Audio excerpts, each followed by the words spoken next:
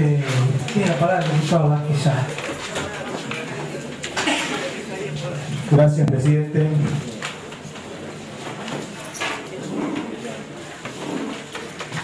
El 1 de julio de 1896 marcó un hito en la historia de nuestra querida Argentina. Pasó a la inmortalidad Leandro Nicéforo Alem. Recordar la personalidad de Leandro Alem, excelso tribuno de la democracia, del federalismo y de las libertades en la República Argentina, fundador de la Unión Cívica Radical, no puede ni debe constituirse en un homenaje de características necrológicas, ni mucho menos una oración fúnebre, porque estamos convencidos que Alem está hoy más vivo que nunca. Nuestro homenaje a Leandro Alem no puede circunscribirse solamente a la exaltación de esa personalidad apasionada, de esa conducta firme, de esa vida austera, de ese carácter recio, de esa conciencia solidaria, de ese espíritu intransigente tan característico de su trayectoria pública como jurista, como soldado y héroe de batalla, como poeta romántico, como caudillo de multitudes, como un orador de barricada, como legislador y estadista, como líder revolucionario y que como tal mantuvo contra viento y marea sus ideales, marcando a fuego la historia nacional en los últimos lustros del siglo XIX, perpetuándose en este tercer milenio. Leandro Alem nació el 11 de marzo de 1842. Fue soldado federal en la batalla de Cepeda y Pavón. Fue voluntario en la guerra contra el Paraguay. Ingresó a la universidad y en 1869, a los 27 años, se recibió de abogado y se convierte, como lo llamarían luego, el defensor de los pobres. Es electo diputado provincial a la legislatura de Buenos Aires en 1872 y diputado nacional en 1874. Allí defiende los derechos de los hijos naturales, impulsa la inmigración y se opone fuertemente a la ley de premios, que establecía altas sumas de dinero para premiar a los cabecillas militares de la llamada conquista del desierto. Fue Alem un luchador por el derecho del pueblo al sufragio universal como medio de legitimación de las instituciones de la República, porque tenía además la íntima convicción de que el ciudadano debía dejar de ser un mero espectador en el manejo de la cosa pública para convertirse en partícipe activo de la toma de decisiones de los destinos nacionales. Y para hacer efectivo ese derecho inalienable del pueblo, Alem no trepitó en recurrir a la revolución, recurso extremo contenido en la ley natural de los pueblos, para regenerar las prácticas políticas de nuestra patria. Y es así que el 26 de julio de ese año estalló la revolución cívico-militar conocida como la Revolución del Novento del Parque, porque en el Parque de Artillería, hoy el edificio de tribunales, se concretó la actividad y el comando revolucionarios.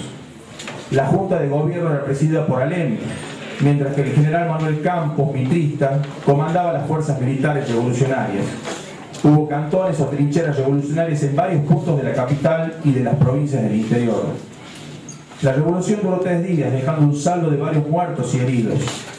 Finalmente se acordó un armisticio. Campos había negociado con Roca una futura presidencia de Mitre. La revolución estaba vencida, pero el gobierno estaba muerto, dijo un senador opositor al entonces presidente Juárez Selma. Hubo una amnistía a los revolucionarios y el presidente debió renunciar, siendo sucedido por Carlos Pellegrini, su vicepresidente. El 1 de julio de 1896, una noticia había conmovido a la República.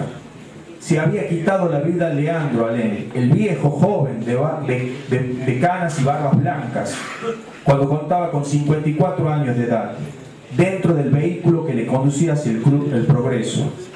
En su casa lo esperaban esa mañana fría y lluviosa 7 amigos que había convocado con carácter de urgente para hablar de temas políticos, como era su costumbre. Uno de ellos comentó que Alem, fundador y padre del Partido Radical, en un momento dado interrumpió el diálogo para ingresar a su dormitorio y salir minutos después con el sombrero puesto, un poncho de vicuña clásico en su vestimenta envuelto en su cuello. Prometió regresar en contados minutos. Cuando anunciaron haber hallado al líder y guía político con su sien destrozada por un balazo que él mismo había disparado, se encontró sobre su cuerpo un papel donde podía leerse: perdónenme el mal rato, pero he querido que mi cadáver caiga en manos amigas y no en manos extrañas, en la calle o en cualquier otra parte. Al parecer, el estampido de la bala había confundido el cochero con la detonación de cohetes que se quemaban durante varios días, celebrando la fiesta de San Juan y San Pedro. Las casualidades de la vida. El primero en ocuparse en trasladar los restos de quien se caracterizó durante su existencia como pobre, austero, principista, incapaz de acuerdos ni flexibilidades y temperamentalmente defensor de los desposeídos, fue el doctor Roque Sáenz Peña, presidente del Club del Progreso, su adversario político. A la madrugada, el cuerpo fue retirado del club. Llovía, pero la multitud seguía presente. Nadie había declarado duelo o feriado nacional ese día, pero de hecho ese viernes fue un día de duelo. Las boinas blancas de los radicales le daban una nota de color e identidad política a la ceremonia.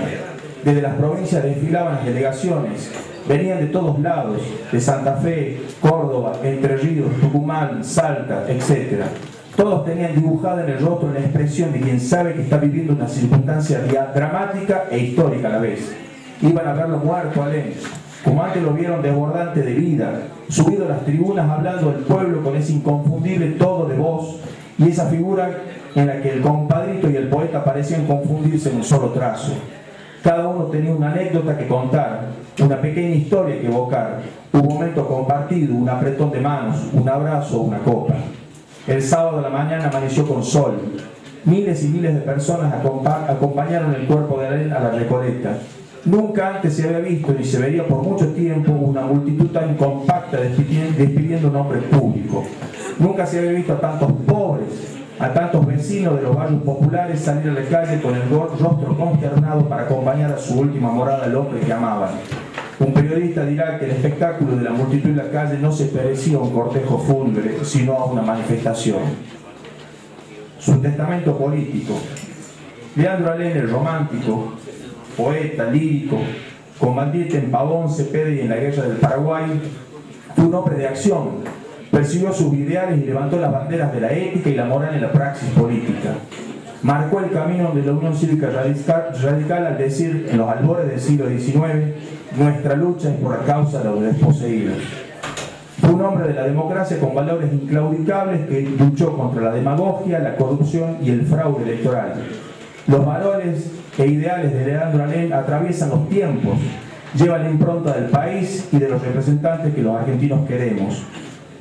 Más vale que nunca, vale más que nunca, por estos difíciles momentos que viven nuestras instituciones en nuestro querido país, recordar algunos fragmentos del discurso que pronunció con su excelente oratoria en el acto del Frontón de Buenos Aires el 13 de abril de 1890, en donde en aquella ocasión se constituyó el Comité General de la capital de la Unión Cívica y se eligió a Leandro Alem como para presidir la Junta. Y expresaba: no puede haber buenas finanzas donde no hay buena política. Buena política quiere decir respeto a los derechos. Buena política quiere decir aplicación recta y correcta de las rentas públicas. Buena política quiere decir protección a las industrias útiles y no especulación aventurera para que ganen los parásitos del poder. Buena política quiere decir exclusión de favoritos y de misiones clandestinas. Pero para hacer esta buena política se necesita grandes móviles, se necesita buena fe, honradez, nobles ideales, se necesita, en una palabra, patriotismo. Pero con patriotismo se puede salir con la frente altiva, con la estimación de los ciudadanos, con la conciencia pura, limpia y tranquila, pero también con los bolsillos livianos. Párrafo aparte merece recordarse un párrafo de la proclama expuesta en la Junta de la Revolución del Parque del año 90, y expresaba: la vida política se ha convertido en una industria lucrativa. El presidente de la República ha dado el ejemplo viviendo en la holgadura, haciendo de la vida de los sátrapas en un menosprecio inaudito para el pueblo y por el pueblo, y con una falta de dignidad que se ha hecho más que irritante. La codicia ha sido su inspiración, la corrupción ha sido su medio. Ha extraviado la conciencia de muchos hombres con las ganancias fáciles e ilícitas. Ha envilecido la administración del Estado, obligando a los funcionarios públicos complacientes e indebidas, y ha pervertido las costumbres públicas y privadas, prodigando favores que representan millones. Y antes de su muerte escribió un testamento político que lo dejó en un sobre, con un rótulo que decía "para publicar". Y aquí su contenido: he terminado mi carrera, he concluido mi misión. Para vivir estéril, inútil y deprimido es preferible morir. Sí, que se rompa pero que no se doble. He luchado de una manera indecible en los últimos tiempos, pero mis fuerzas, tal vez gastadas ya, han sido incapaces para detener la montaña, y la montaña me aplastó. He dado todo lo que podía dar, todo lo que humanamente se puede exigir de un hombre, y al fin mis fuerzas se han agotado. Y para vivir estéril, inútil y oprimido es preferible morir. Entrego decorosa y dignamente todo lo que me queda, mi última sangre, el resto de mi vida. Los sentimientos que me han impulsado, las ideas que han alumbrado mi alma, los móviles, las causas y los propósitos de mi acción y de mi lucha en general en mi vida son, creo, perfectamente conocidos. Si me engaño a este respecto, será una desgracia que yo ya no podré ni sentir ni remediar. Ahí está mi labor y mi acción desde largos años, desde muy joven, desde muy niño, luchando siempre desde abajo. No es el orgullo el que me dicta estas palabras, ni es debilidad en estos momentos lo que me hace tomar esta resolución. Es un convencimiento profundo que se ha apoderado de mí, de mi alma, en el sentido que lo enuncio en los primeros párrafos, después de haberlo pensado, meditado y reflexionado en un solemne reconocimiento. Entrego, pues, mi labor y mi memoria al juicio del pueblo, por cuya noble causa he luchado constantemente. En estos momentos el Partido Popular se prepara para entrar nuevamente en la acción en la vida patria.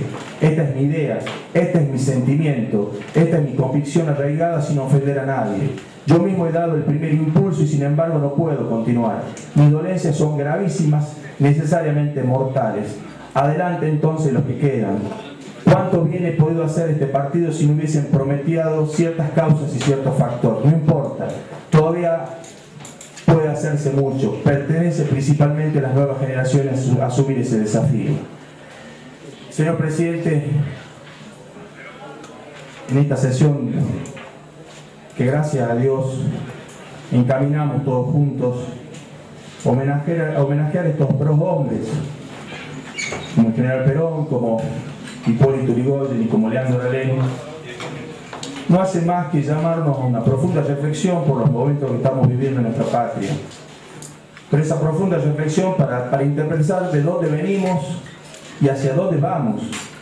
Y en eso toda la clase política, todos los que tenemos buena fe en este andar diario de la política, tenemos que aunar estos puntos de encuentro para que definitivamente desterremos estas prácticas que hoy los argentinos estamos sufriendo. Gracias, presidente. Gracias a usted. Tiene la palabra el diputado Raúl Jiménez.